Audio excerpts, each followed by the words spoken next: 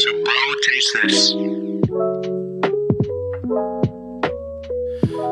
Good morning, good evening, and good afternoon. Welcome to the VYV podcast. Today it is Juan Legend and Luis Pablo.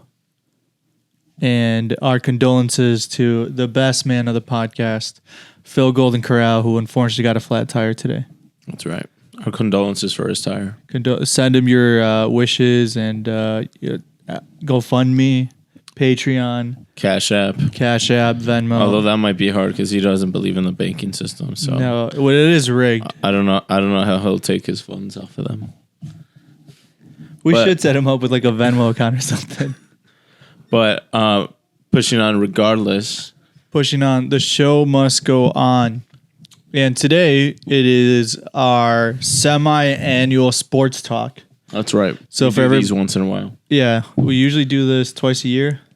We just try to catch up with our favorite teams. Right. So last year we did a beginning of the season, and then we did a mid-season review, and then we never really did an end of the season review. So I think this will be up kind of both. End of the last year and beginning of this year, about Bears and Arsenal. You're a big Bears fan, and I'm a big Arsenal fan, so kind of works both ways. The Arsenal season, or the English Premier League and soccer season, just started. The NFL season is about to start, I believe, this week. So it's kind of the perfect time to... Yep, it's a perfect time. Yeah, so with that being said, let's get right into it. How did the Bears end last year, especially compared to what was expected? I expected them to put up a little bit of fight early on in the season and to essentially fall apart as the season kept going because they tended to be an older team, and the way that their team was constructed, they played a brand of football that wasn't really good for them. So I knew that they were going to kind of fall apart. I just thought it was a ticking time bomb. That's why I didn't invest myself too much into that team. Some teams you invest yourself in because you think they stand a chance and you expect better of them or something like that. This was not that team. I had very low expectations from the beginning, and they still disappointed me. Even after the low expectations, they still disappointed me because I still thought that the coach, who was branded as this offensive guru mastermind, would find ways to use his new shiny quarterback, who's very athletic, in a modern Justin Fields, in a modern way, exactly. But all the stats say that he was the quarterback who was least used in ways that mobile quarterbacks are used. They didn't make him do a lot of play actions, a lot of rollouts, and these are types of plays that are really good for athletic quarterbacks. His last coach was making him play if he was Tom Brady or some shit, that doesn't make any sense. So that caused a shit season to happen and not really get a true read of the guy, What was their record after all? Oh man, I couldn't even tell you. They didn't make the playoffs. 7-10, 6 and something. Let's ask Google SofaScore or something. Bears record. Well, it's gonna say 3-0 for the preseason. Come on, man, you can put your seat. 6-11. So they actually had lost one more than you expected. Yeah. See? Damn. There you go. 6-11. That means they lost. They were almost trash, more than half their games. They were trash. But upcoming into the season though, I'm very excited. Yeah, obviously we'll pause here, but I just wanted to finish with that that was a pass. It ended really shitty. That was a pass, and they as the new regime has come in, they have fire sailed everybody, but they've rebuilt fast. They've gone from 0 to respectable in one off season. It feels that's a feeling in the air that is in Chicago right now, where nobody in Chicago thinks that they're about to come out of there and win the Super Bowl. Right. But it feels like a better coach It's at least team. more positive. Yeah, it feels like a better coach team than last year. Okay. They aren't burning timeouts, coming out of the huddle on like a 2-minute after they just got a 2-minute timeout. Yeah. And then like the quarterback doesn't know the play, so he has to call a timeout. Like that shit would happen all the time with fucking Matt Nagy. That guy was a terrible coach. But yeah, tell us about Arsenal, homie. How did they finish? What were your expectations for them last year? It was a weird season last year because there was some older players that were expected to really step up, and now those aren't at the team anymore. So it kind of, I mean, it's worked out for the better for the start of this season.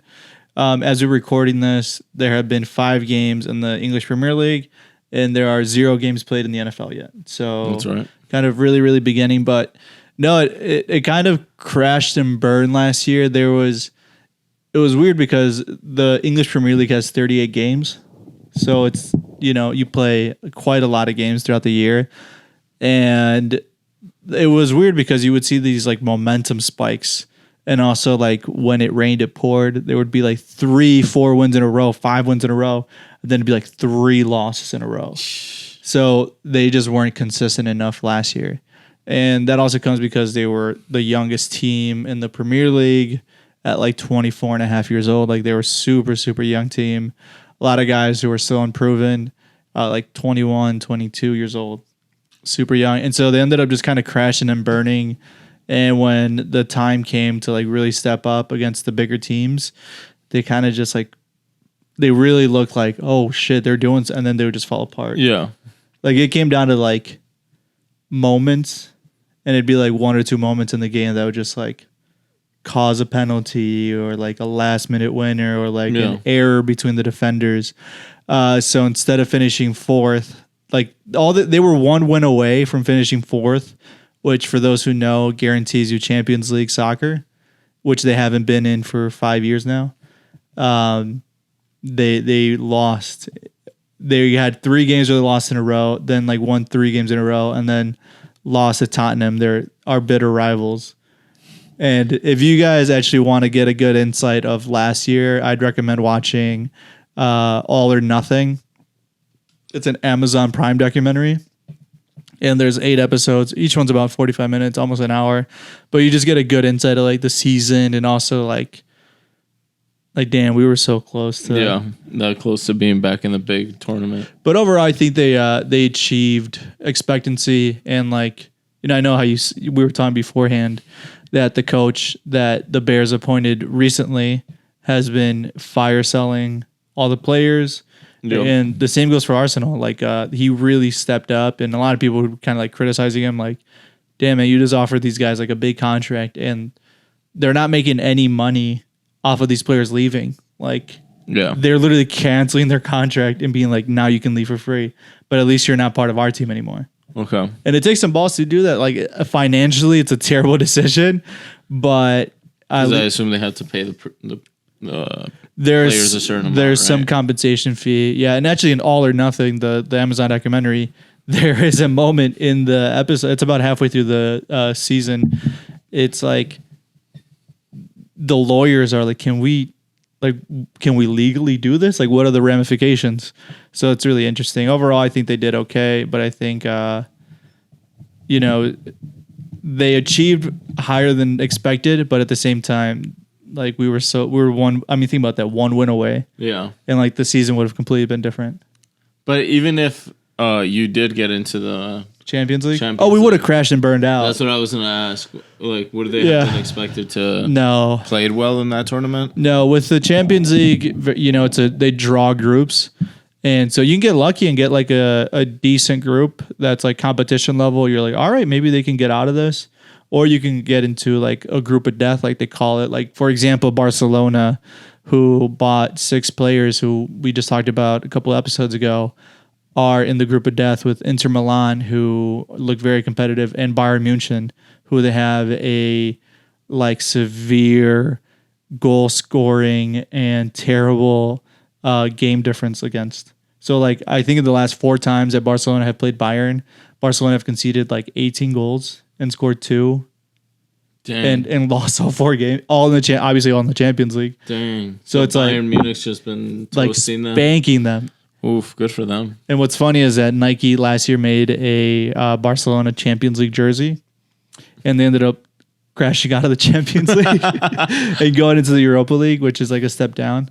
So, I think a lot of Arsenal fans like myself would have been like happy that they would have been in the Champions League, but at the same time, our team is so young that like I'm happy. The future is bright. You may be waiting another year, which actually we can move on to the next segment, which is how the season, for you, the preseason, and for me, the actual season, how it started. So like you said, the Chicago fan base is actually really positive right now. Yeah, I would just say that the Bears are happy to see like competent coaching and decent football on the field. Yeah. Just because being a Bears fan, you're used to every offensive yard being a grind. Like every yard has been like clawed and scratched and bled for. Like going into that fourth down. Not even like first down, and it's a halfback dive. Like a run right up the middle. And they barely got 2-3 yards, but they fucking fought for those. Or like the quarterback has a second down, and the quarterback has a pass, and the offensive line collapses right away. He has to take off and either run for 2 yards or throw an incompletion. Like this is an offensive Bear, or like normally how the Bears play offense, but now like I know this is just preseason, right? This is just preseason, but even in our past preseasons. Like, it would not look this clean. Yeah. And now it looks a little bit more like a video game. You know what I mean? Like, pass, completion, run up the middle. Like, oh, wow. Like, what? We're not punting after the first, drive? What? And there's been a lot of that. There's been a lot of less penalties being committed, as I was telling you. We were one of the most penalized teams under Matt Nagy. And yeah, like so far, like seeing that we're not doing that as much, that the team's defense is now hustling, and because like last year there was quite a few times where the team let defenders get up after they caught the ball and went to the ground after they dove for it, and then they got back up because nobody touched them down and like tackled them and kept running another 10-15 yards for a touchdown. And that happened like more than one time. So, like, these are professional fucking football players, That's like a bare minimum that they should be doing that. Let's organize your microphone on the clicks. Okay. Point it this way so that as you're talking into it, it's catching you more. Okay. Right here? Yeah. That's pretty good, yeah. Yeah, you sound better. Yeah, that's a good point. All right. But yeah, anyways, I was just saying about that fucking, like how they used to play defense last year. So now the coaching has looked a lot more competent. Justin Fields in his last preseason game passed for 14 completions in 16 attempts and 3 touchdowns. Wait, 14 out of 16? Yeah. God damn. 14 out of 16 with 3 touchdowns. Now, could you... In one half. Could you please elaborate? Preseason, are they... I mean, they're playing against other NFL teams who are also trying to get up to full speed, right? That's right. They're essentially like scrimmages or warm-up games where they're like testing stuff to see what they're going to carry into the regular season, and they're also testing things to see which players they're going to carry into the regular season. So it matters because like each team is trying to figure out what their season is going to look like. Yeah. It's not just like... Yeah, they're trying to determine these are going to be my starters versus these are going to be my backups. Right. These guys are going to make the team versus these guys are going to get cut. Like, that's what's getting determined a lot right now. It's not just like a free-for-all, like... Yeah, exactly. It's not just like an all-star game. Yeah, a la-di-da. Exactly. It's not a Pro Bowl. Yeah. A lot of the guys out there are like... busting their ass because they want to make the team. They're literally like bottom end of the roster guys who, if they don't ball out, like the guys are going to get cut, and this is probably going to be their last chance to make it an NFL team. Damn. But yeah, I guess like looking forward to the next season, I would say I am very excited and like cautiously optimistic. Cautiously optimistic. Cautiously optimistic. Yeah, just like. The competency that has like been shown in the building so far seems to be like there's a process and a thinking to it. There's logic to it. Like before in the past, we would be the Bears would hire these players that were like kind of gadget players or like they like niche players, you know, like a really small speedy guy or like a really tall but skinny like tight end, you know, who was good at like catching things but not much else. Jimmy Graham. So you'd have players who were like had one outstanding attribute. Yeah, and like this would be a fun pickup. And like the general manager would hope that the Bears' very not so good coaching would find ways to like uplift that talent. You know, like the fucking coaching couldn't even handle like an all-star. You know, like how are they gonna accentuate this slightly niche player? Players like that, I've noticed across all sports, are really successful when they go to an established team. Yeah. You know? Yeah. Like the last thing a team that needs to find their feet, they're the last thing a team that needs to find players, it's a player who's like, oh, I'm really good at this one thing. I'm really good at fucking picks. You know what I mean? Yeah, and that's what the fucking Bears would do. Like, they would try to find all these gadget players because they didn't have any like real like solid just backbone of the offense players. They didn't have a lot of guys who could score, so they would have to focus on all these gadget plays and all this bullshit. And I think they went 25th best offense one year, and then like the 32nd best offense the next year. So out of 32 teams, so that's how terrible they were. We're just looking for upside this year, guys. We're just looking for upside. And besides, moving on to my final point, like next year, the Bears are going to have over $100 million in cap space. So that's by far, I believe, more than double what the second largest team is. That was my phone. Oh, okay. But that's more than double what the second largest team is, which means they will have the most resources of any NFL teams to bring in other players.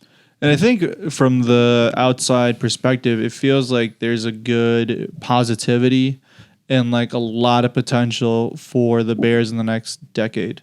You know, obviously they're getting a new stadium, which you're not going to build a shitty one. You're going to build one that's as modern as possible. That's you want it to be modern. Yeah, it's going to be the most complete facility. I've actually seen Hallis Hall from all points because I had an experience with like the construction of it. So it's an amazing facility, and like for them to be able to have that resource, then have a brand new Spakin stadium, and also what you want as a player is like fans who are going to ride or die for you, and like Bears fans are fucking ride or die, like Chicago ride or dies for its teams. That's right. So it's gonna be really exciting, and to and I can definitely feel the positivity off of you. You know, the other day we spoke, and you're like, man, they went undefeated in the preseason. It's the first time that's happened in a long time. Yeah. I mean, and it's not even like preseason games don't matter. Like they really don't. They laughably don't. People who show off about the record in the preseason like are worth a laugh. They matter to an extent, right? But it's how those wins happened, right? Like it wasn't ugly football. It was play that could be replicated game after game after game. It was clean. I think smart, good hustle. You know, just preseason can determine a couple things, and like it doesn't matter when you lose because you realize like, okay, well clearly we can't get away. What the fuck? Like clearly we can't get away playing like that. But when you win, it's like, hey, like all of a sudden the mood like is a lot better, and like all the momentum builds. Yeah, exactly. No, for sure. But besides that, bud, what are we drinking today? You have some tiramisu coffee, which is fantastic. I wish I knew the brand so that I could shout them out. It's a fantastic cup of coffee. And I'm having some chamomile tea. No, it was good. The chamomile tea is delicious. Very relaxing. Nothing too wild. You do need to relax because a lot of times you're like sitting at an 11 and I need to bring you back down. Yeah. Speaking of moments like that, last Friday, bro. We tied. What happened? We tied one on. What happened? Yeah, that'll be a good break real quick. We went out to dinner. We were on a double date, And afterwards, we were like, "Oh, should we go grab a drink somewhere?" And let's say, "Oh, just come over to the BTT Studios and we'll just have a drink and call it a night." And now both you and myself had like family engagements on Saturday. That's like right. Important, close family engagements. Right. Like, oh, like I can't miss this. I need to like wake up early and get my day started. And dinner was at 7. We didn't go to bed till I think 5 or 6 in the morning. Oh my God, I haven't done that in a minute. I haven't done that in a long, long time. And I was so drunk, like probably the most drunk I've been in a long time. It was like 4 in the morning and your ass would still be like, "You guys want to do another shot?" Yeah, we fucking tied one on. It was, you know what? Sometimes you need to go on a bender. Sometimes you just need to test yourself once in a while. Exactly. So, dude, I had my fucking blood vessels like bulging. I had a giant, Did you really? like forced blood on a bump in between my eyebrows, like just from like so much alcohol. Probably your fucking liver working so hard. Exactly. I felt so shitty for like, I mean, for like 48 hours, I couldn't even like think coherently.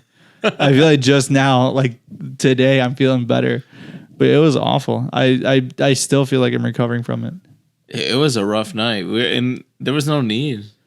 But exactly, there was no need. It just like, and we also, you know, like I was, you know, with my fiance, you're with your wife, and like the four of us know each other pretty well at this point, and yeah, we just started drinking. We watched a full movie. We played a full game of Mario Party. We then just started drinking and like just shooting the shit. And I remember your wife being like, "I don't think I've ever seen Luis drunk. Like I've heard stories, but I've never seen it." And that just kind of like lit a spark in me. And I'm like, all right, challenge like, yeah, like oh, took that personally. And I feel like even after all I drank, like I just became more like chill. You did, honestly. You did. You weren't wild or anything. No, because we were chilling here. If we were like in an out environment, like dancing or something, I mean, you've seen me like when we're out, like it definitely like, you know, the animal definitely comes out. Yeah, but, the animal. Yeah, exactly. But no, it was chill. I'm specifically remembering like one time with Arnie, the animal came out, you know? Yeah. Well, shout out to that guy. Arnie's, you know, Arnie's a good friend of the podcast. And yeah, it's very rare that I'm like, let's go hard. But it was your bachelor party, so I'm like, it was a fun time, bro. Yeah, exactly.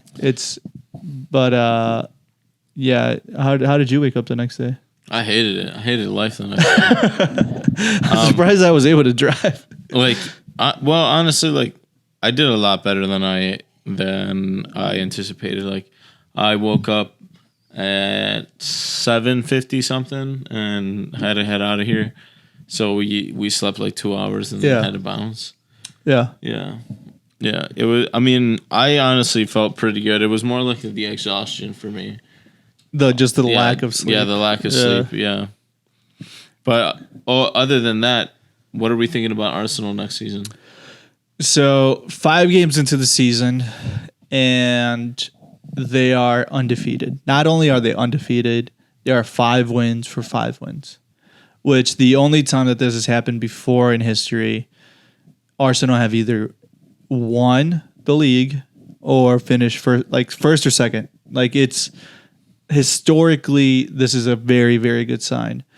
And alluding to the fact that we have a very young team, it's quite surprising that this is happening. You know what I mean? Yeah. What I like about what I've seen so far is that the players that they've introduced, which are really only 2 so far, there's 2 other guys who have been, one's really young, who has like no European experience, and the other one is kind of coming off of like a small injury, so like the coach has been very like careful in integrating him. But the 2 guys that they bought from not necessarily a rival, because the team they bought him from are Manchester City, who are probably going to go on and win the title. But the coach had worked with him before when he was an assistant. And so he's like, I want this guy and this guy. And like they worked for like 5 months to sign the striker specifically, which is Gabriel Jesus. And he looks like a monster. Like genuinely people are like, why would City sell him? But then the guy that City bought, Manchester City, has already scored, I think, 6 goals in 5 games. So he's set to like score 60 at the rate that he's going, which is, I mean, he won't, but like it's a crazy hot pace. Erling Braut Haaland, who Manchester City bought, will probably break the record for the most goals scored. So like Arsenal's best player is the guy that this team didn't want, and the guy they replaced him with is like even better. So it's kind of just shows where Arsenal at as a team. But I mean, I'm really optimistic. Minimum, I think we should be finishing in the top 4, like at the rate that we're going, at the hot start that we've had. And also, it really helps that the other teams in the league are really struggling so far and like to find rhythm. Like the Liverpool, who people would say should be challenging for the title, have started off really badly. Like they have 2 wins in their first 5 games, which isn't like against teams that they should like. Yeah, not a good sign. Not a good sign. Manchester United are a hot mess, and Tottenham are just, like you said, grinding away at results. And Chelsea, I mean, they got a lot of business done today, which is the end of the transfer window, which they can only buy players during a certain amount of time. And starting September 1st, which we're recording on, means they can no longer buy any more players. So a lot of teams are kind of in flux and trying to figure shit out, whereas Arsenal got a lot of their business done early. Apart from like today, they wanted to buy a midfielder, which they just didn't. They came in for him too late, and the team were like, no, it's fucking 6 hours. Like, you're not giving us enough time to replace him. So I'm super optimistic. I think that the young players, it helps that they're a year older. But my worry, and I'm very cautious, is that when you have young players like this and you're just putting them through the ringer, is that they might crash and burn a little too soon, especially with the World Cup splitting the season in half. Yeah. You're going to have a lot of games all at once. But the players that we have, are all of them going to go to the World Cup and play significant minutes? Probably not. Probably because they're so young. Okay. Maybe 4 out of the 23 that we have are going to play significant minutes. But besides that, when it comes down to crunch time in November, December, when the World Cup in Qatar is going to take place, I think a lot of the guys are probably just going to, play a few games in the World Cup. The hard part is the travel, because you're going to have to travel to your team, get super fucking motivated. And then once you eventually crash out, then you got to come back and then integrate yourself to the team right away. And God forbid you get injured. Which team are you rooting for in the World Cup? Well, USA and Mexico, respectively, as a Latinx member myself.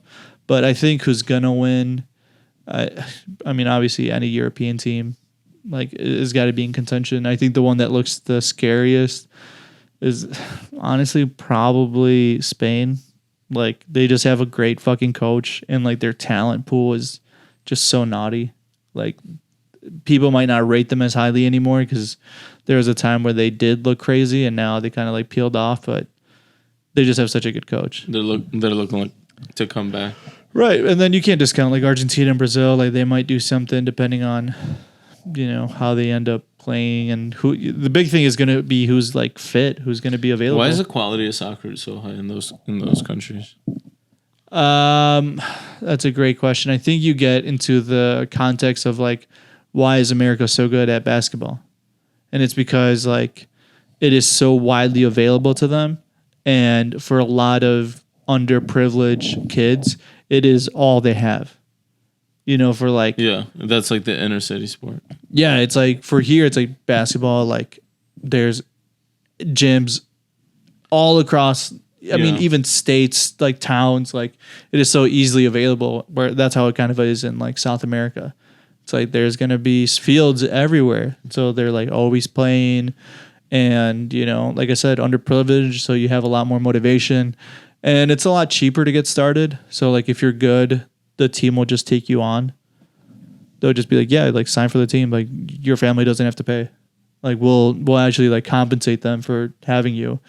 and they have academies. So like from the age of like I think 5 or 6, like they can join a team and like literally follow them from the age of 5 or 6. They can follow them all the way up until they're like at the professional level. Like one of Arsenal's best players right now has been at the team since he was like 11, and now he's 21, and he's actually starting for England also. So Bukayo Saka has been at the team now for over 10 years. Yeah. And he's one of their best players. So it just goes to show like some of that loyalty does get paid off. They can build a player like that as well. Yeah, exactly. It's not just like, oh, well, we got this guy because he was good. And like it is nice to see as well. So overall, the feeling is really optimistic for Arsenal this year. It looks like we're going to be doing something, whether it's competing for 4th place, 3rd place, or like maybe even some of the cups, especially Europa League.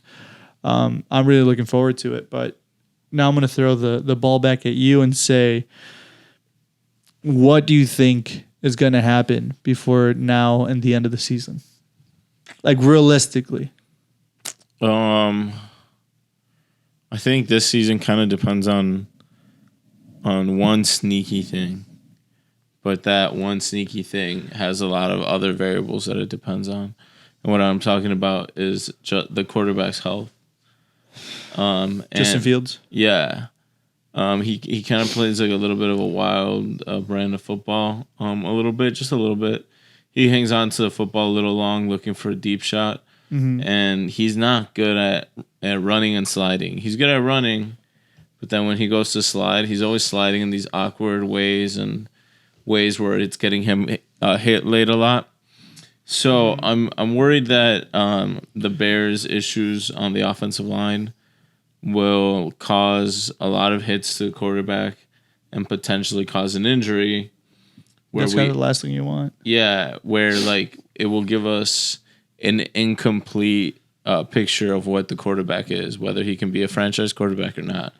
Like if we get a long season of looking at the dude and he looks like he can't be it, then we'll have a decently high first round pick from where we can pick another quarterback if that's the case.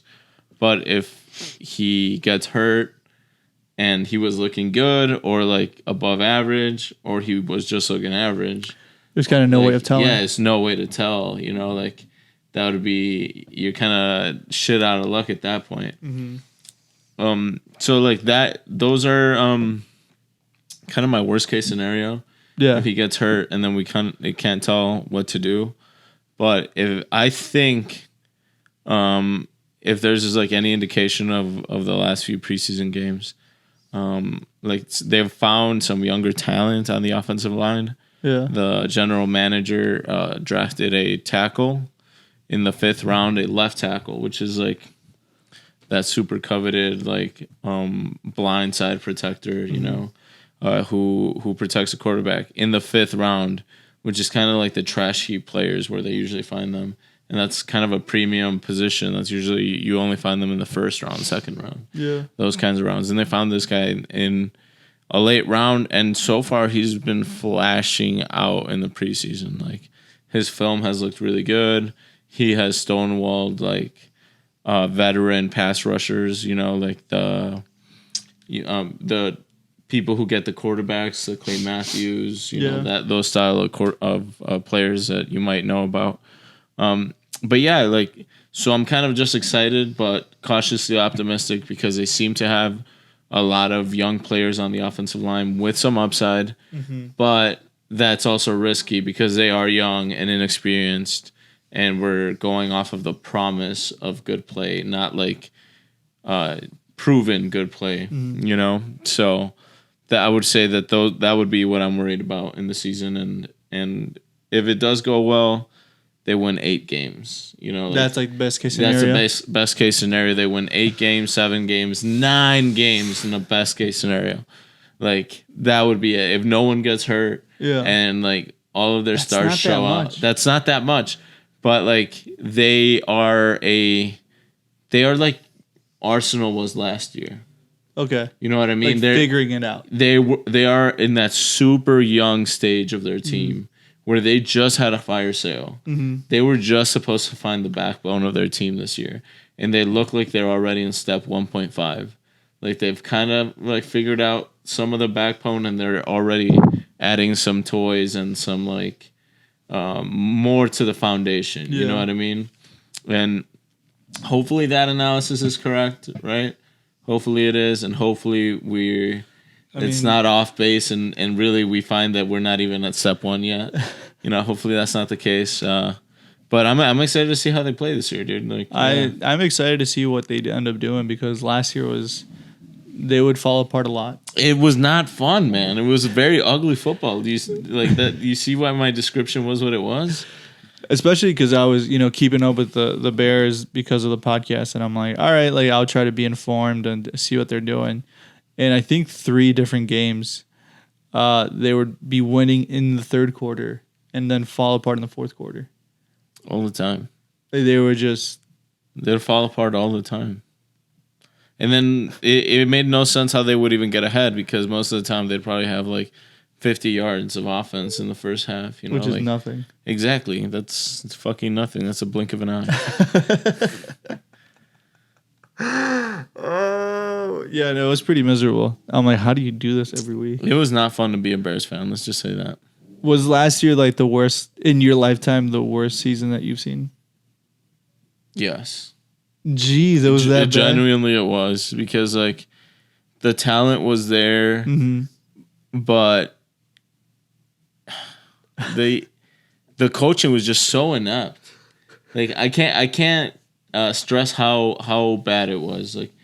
Like they used to have this guy named Allen Robinson who would catch like 100 balls a year, but he got so tired of playing for this like shitbag coach that he stopped trying. Like just totally, yeah, he stopped trying, and they would only ever make him run like 3-yard routes, like just go out there, turn around, and hope for the ball. That's called a curl route, and that's kind of what this coach like. It was his favorite play. It was the only like if you were on Madden, and you just hit like curls. Just that's all you're doing. All you're doing the whole game. Just go there, turn around, and I'll throw it to you. Yeah. Like this guy treated Justin Fields like that. Like that's all he made him throw, and which is like part of my point that like he wouldn't ever tailor his play calling to fit like his offense on the field. Team. Yeah. Back to my beloved Arsenal, the Arsenal. Come on, you Gunners. I think the best case scenario for my team is third place. And that's like super, super optimistic.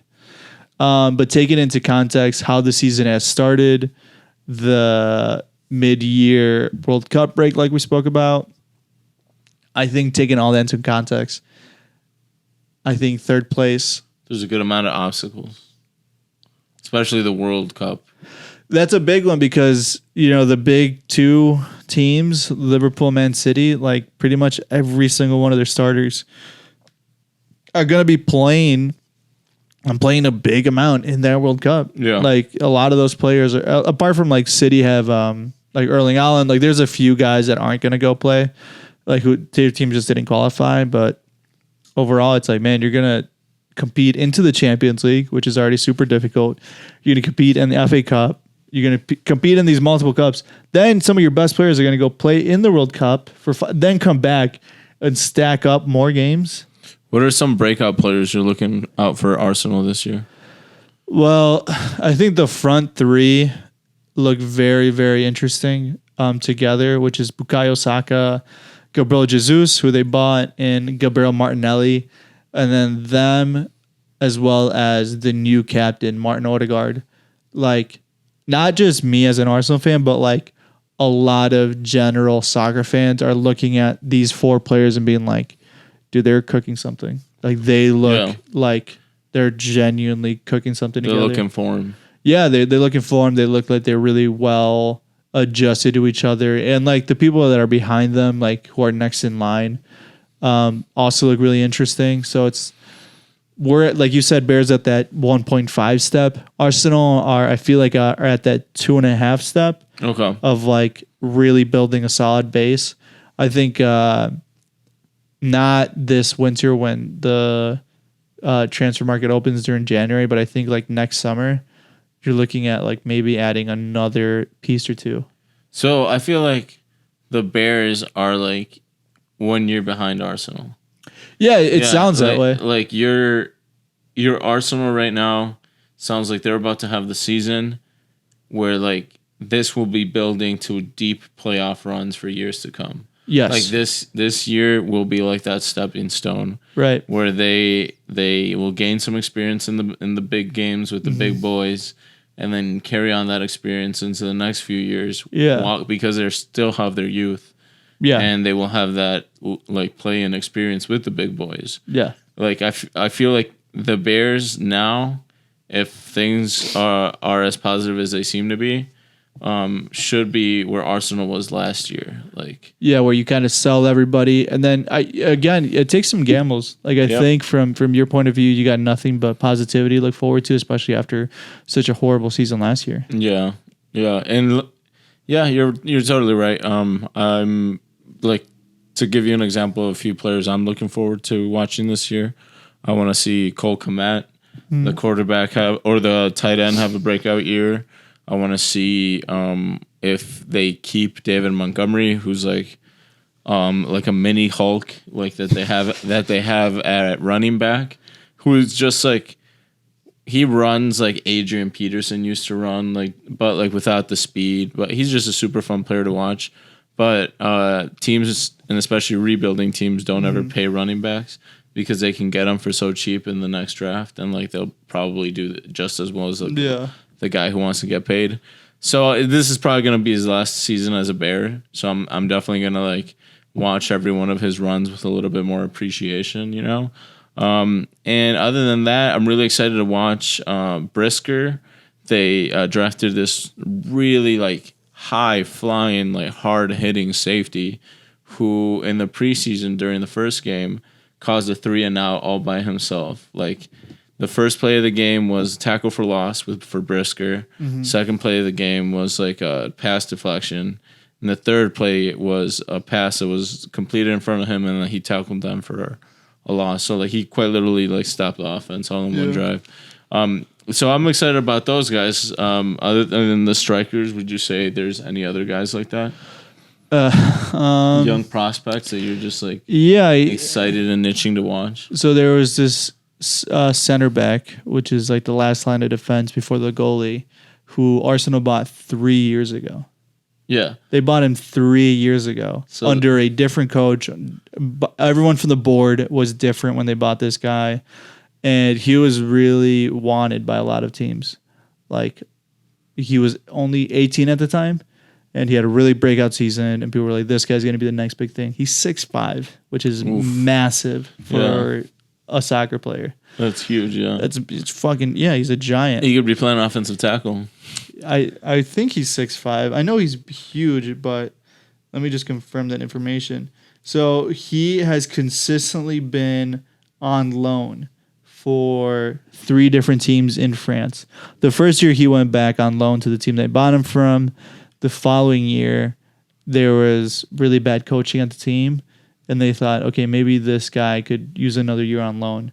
Goes back to France for a different team. Comes back in the summer.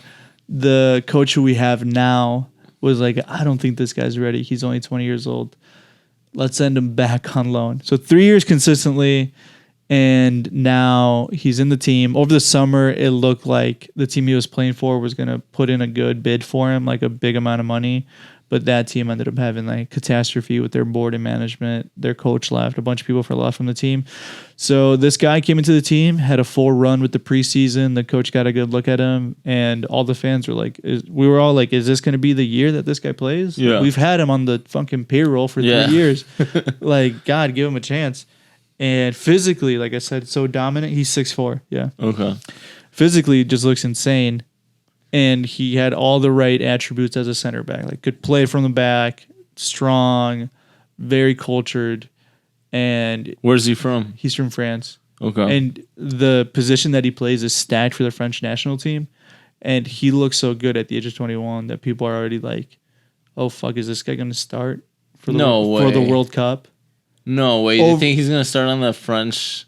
Yes. That's how good this kid is. And he's 21. Like, he will definitely go to the World Cup which beforehand you would be like, Yeah. maybe he goes, maybe he doesn't, depending on injuries.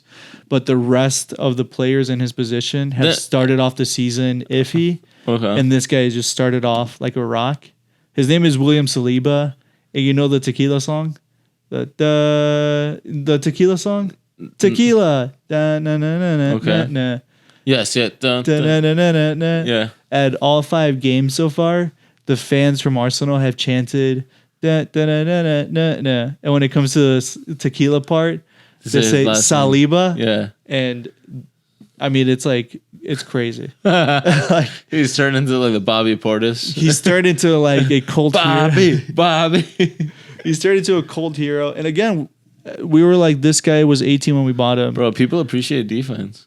And this guy is, we gotta have a live stream one day where Arsenal and Bears play on the same day, and we can just both like watch back to back Shoot the games. shit about him. Yeah, exactly, and just be like, oh damn, like this is what to look out for. This is what to kind of see.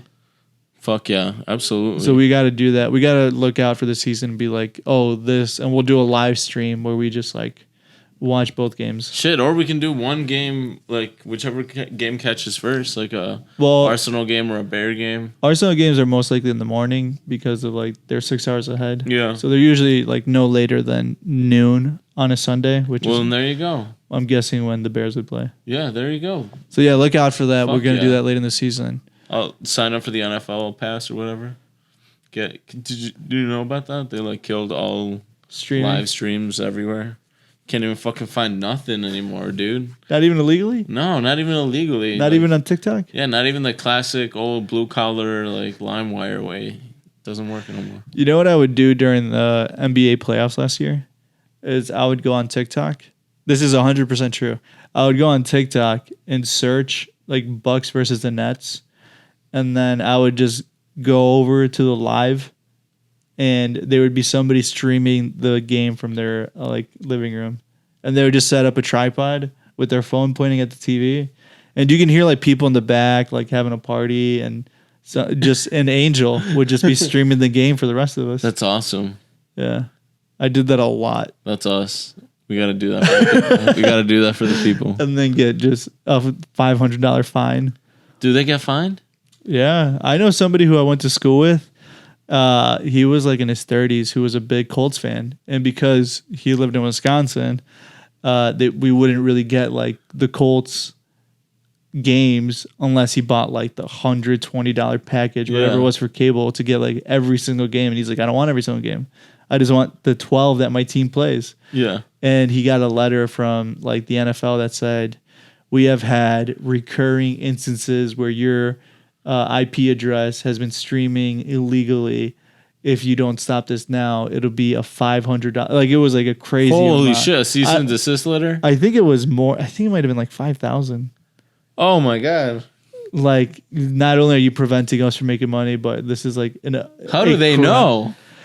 I don't know. There's something creepy about that. How do they know? I don't know if he was shitting it, like kind of giving me like a false story, but he was kind of freaked out. He's like, "Yeah, man, I can't watch the Colts games anymore because I got a letter in the mail from the NFL." That sounds like a Colts fan. And I was like, I'm just kidding. Colts fans. I like Colts fans. Well, beautiful, man. Yeah. Keep an eye. Episode. Keep an eye out. Keep an eye out for these teams. Exactly. Like the last 3-6. My kids. Breaking news. Kanye West. My kids going to Donda. Then I going to Sierra Canyon. Charlemagne the God and Chris. Get your motherfucking popcorn. Yo. Okay. He's like, come get Hillary to take me off Instagram. No, we need to talk in person. You don't have to say where the kids go to school. Why you get say because you half white. I'm guessing he's sending that to Kim Kardashian. Next one over. It's don't let Chris make you do Playboy like she made Kyle and Kim do Hollywood as a giant brothel pornography destroyed my family. I deal with the addiction Instagram promotes it. Not going to let it happen to the Northeast Chicago. Next one.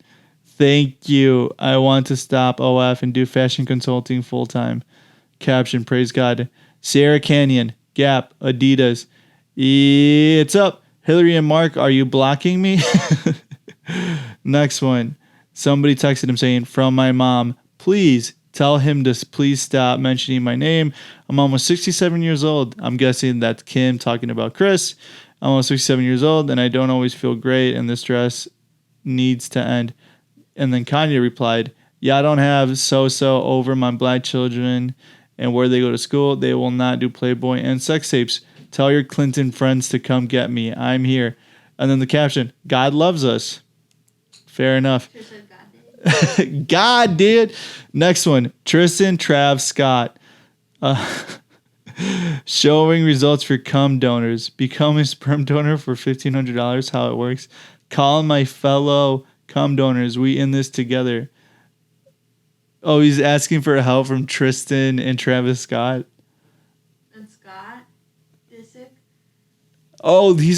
He's talking about Scott Disick, Travis Scott, and Tristan Thompson from all three. It looked kind of weird because it was Travis and then Scott.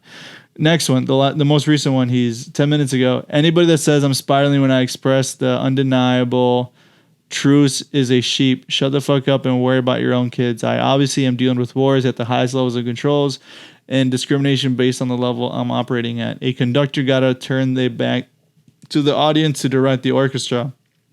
Oh, yay, crazy is basic as fuck at this point. I'm simply right.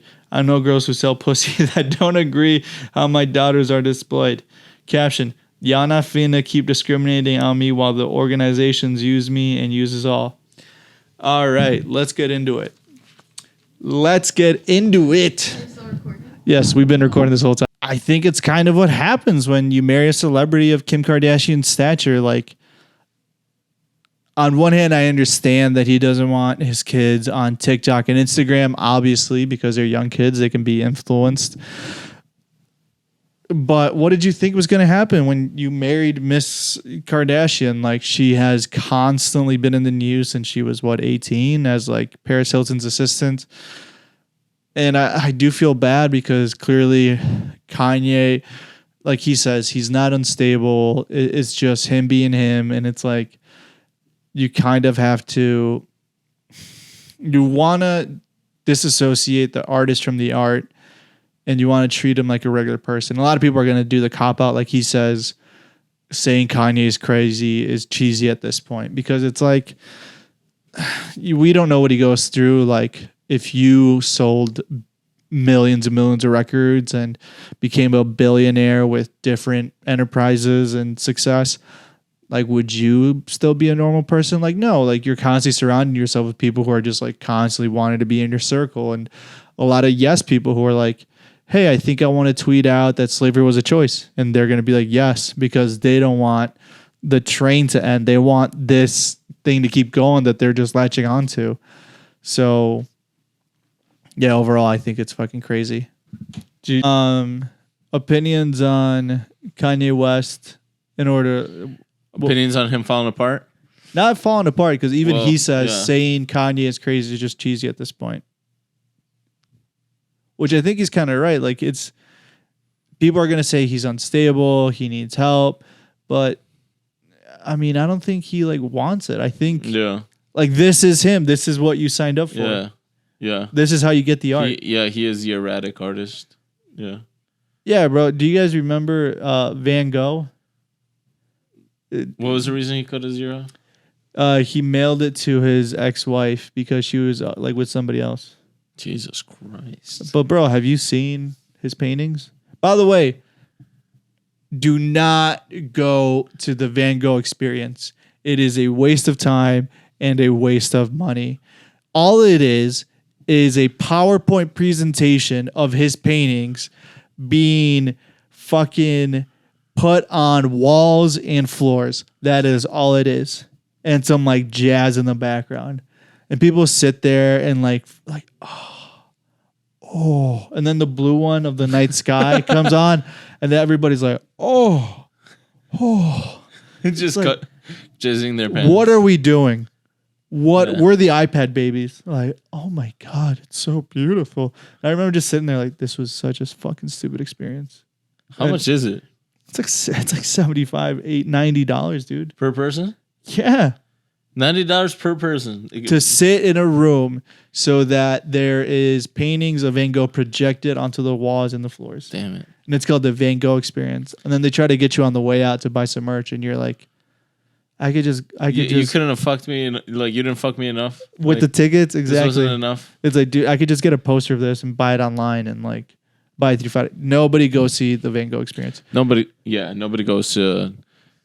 ever gonna ask you about like the Starry Night poster in the corner of your room. No one gives a shit. Yeah, and like the people that are in there, like myself, was like, oh, this is artsy. I'm doing this because I'm like up to date and like I feel art. And then I was in there and I'm like, I would rather just watch TikTok for 30 minutes than be here. Like, it was actually really meditating. Dude, they got me with their ads, bro. I haven't been. Don't. But I swear, bro, I've do told not. Alo like do 3 not. times. I'm like, oh, this looks great. We gotta go. Do not. It is. It's, you know, like I've had bad experiences on like drugs, and sometimes it takes a really bad experience in order to realize that you hate certain things. Like when you have a really shitty job, you're like, I'm gonna really go to school and turn my life around. And like with that Van Gogh experience, I was like, this is so boring and so expensive that I don't want to do anything like this again.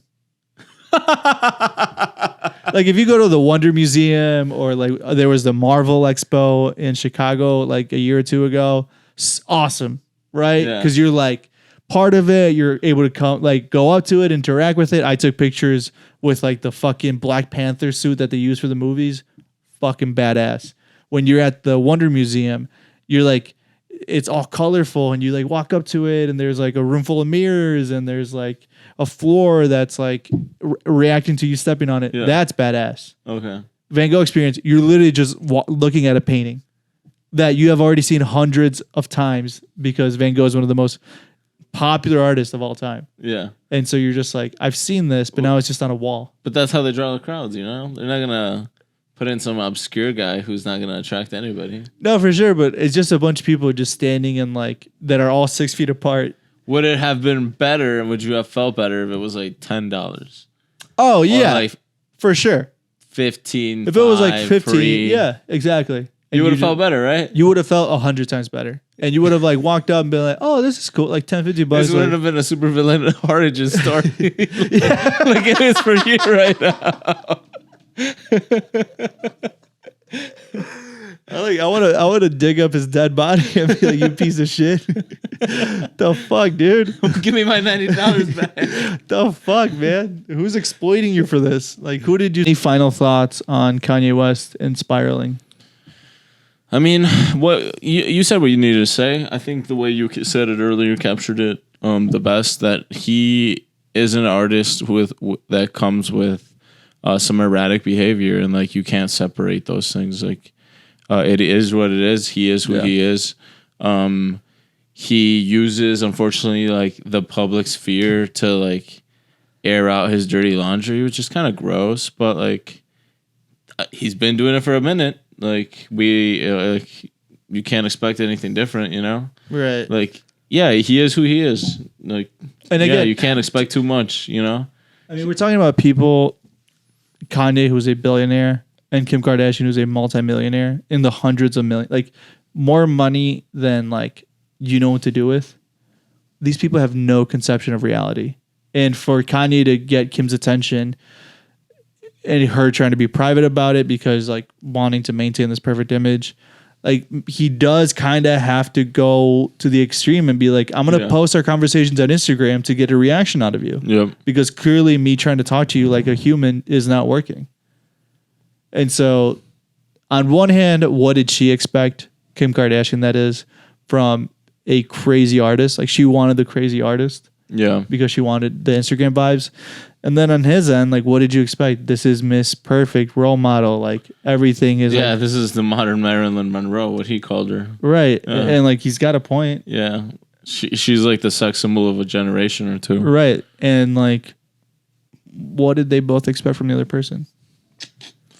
I'm just saying she could have listened to an album or two. She would have realized he was an egomaniac since, like, graduation or, you know... It'd been like, yeah, maybe this guy's not maybe this one's not a hubby material. Or yeah. Maybe this one's like one of the stints. And it's like, Kanye was cool. Yeah. Maybe I don't make a kid with this one. Exactly. It's like Johnny Depp and his first wife. I'm not familiar with who was she. The French actress. He was like super in love with her and then ended up cheating on her with Amber Heard. And then has 2 kids with his first wife. And I mean, the Amber Heard thing didn't work out, obviously. Yeah. But he said that he always like, still to this day, he has a ton of love for his first wife and like wishes her the best. And it's like, maybe that's what Kanye and Kim should have been. Like, yeah, we had a stint, it didn't work out. Yeah. And ended up, just fucking somebody else's life. Well, here's to them, right? Let's cross our fingers. Here's to, everybody, thanks so much for listening. Here's to a happy relationship for everybody who's watching and listening. And we wish you the best of luck. Enjoy the rest of your week, everyone. Cheers.